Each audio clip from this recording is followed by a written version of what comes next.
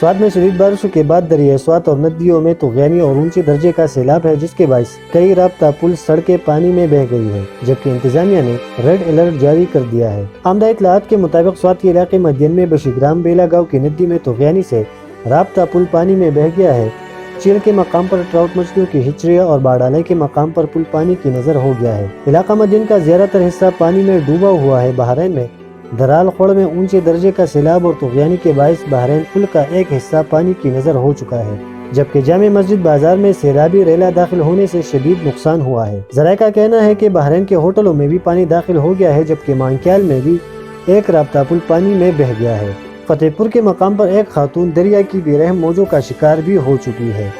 سوات میں حالیہ سیلاب اور ممکنہ شدید سیلاب کے خطرے کے پیش نظر انتظامیہ نے ریڈ الرٹ جاری کر دیا ہے اور ریسکیو کی ٹیمیں امدادی کارروائیوں میں مصروف ہے۔ انتظامیہ نے لوگوں کو دریا کنارے جانے سے منع کیا ہے، جبکہ نشیبی علاقوں میں لوگوں نے محفوظ مقامات کی طرف نقل مکانی کر لی ہے۔ سوات میں 10 سال قبل تباہ کن سیلاب سے سینکڑوں افراد جاں بحق، جبکہ املاک کو کروڑوں روپے کا نقصان ہوا تھا اور انفراسٹرکچر مکمل طور پر تباہ ہو چکا تھا۔ عدنان باچا، زما سوات.com